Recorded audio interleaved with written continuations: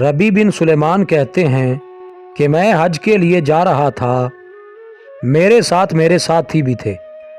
जब हम कूफा पहुँचे तो वहाँ ज़रूरियात सफ़र ख़रीदने के लिए बाज़ारों में घूम रहा था कि देखा एक वीरान सी जगह में एक खच्चर मरा हुआ था और एक औरत जिसके कपड़े बुसीदा से थे चाकू से उसके गोश्त के टुकड़े काट काट कर एक जंबील में रख रही थी।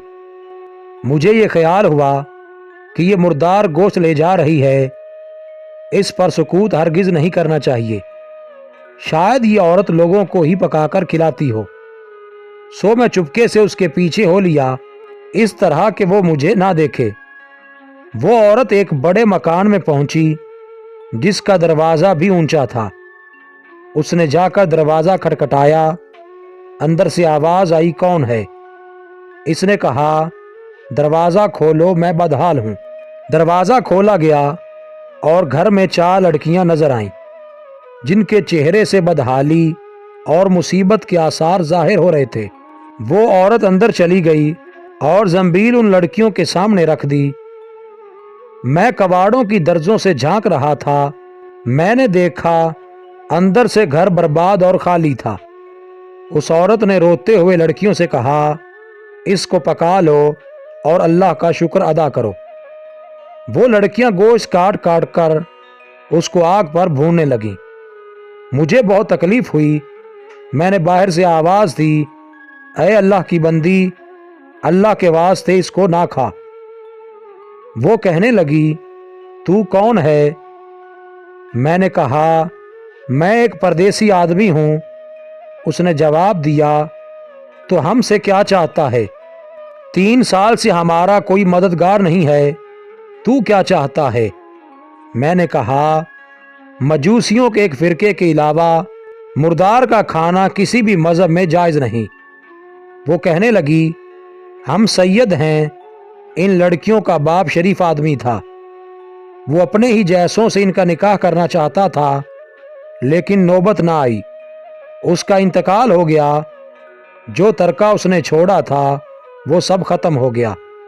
हमें मालूम है कि मुर्दार खाना जायज़ नहीं, लेकिन इज़्तरार में जायज़ होता है। हम 4 दिन से फाका से हैं। रबी कहते हैं, उसके हालात सुनकर मैं बेचैन हो गया और अपने साथियों से आकर कहा, मेरा तो हज का इरादा नहीं रहा। सब ने समझाया, लेकिन मैंने किसी की ना सुनी। मैंने अपने कपड़े और हराम की चादरें और जो सामान मेरे पास था वो सब लिया और नकद 600 दिरहम थे वो लिए और उनमें से 100 दिरहम का आटा खरीदा और बाकी दिरहम आटे में छुपाकर उस बुढ़िया के घर पहुंचा और ये सब सामान और आटा वगैरह उसको दे दिया। उसने शुक्रिया अदा किया और कहने लगी, ऐ इब्ने सुलेमान, अल्लाह ताला तेरे अगले पिछले गुनाह माफ़ कर दे और तुझे हज का सवाब अता करे और अपनी जन्नत में तुझे जगह अता फरमाए और ऐसा बदल अता फरमाए जो तुझे भी जाहिर हो जाए। रबी कहते हैं, हज का काफिला रवाना हो गया। मैं उनके इस्तकबाल के लिए कूफा ही रुका रहा ताकि उनसे अपने लिए दुआ भी करवाऊं। जब हजाज का एक काफिला मेरी आंखों के सामने से गुजरा तो मुझे अपने हज से महरूम हो जाने पर बहुत अफसोस हुआ और रंग से मेरे आंसू निकल आए।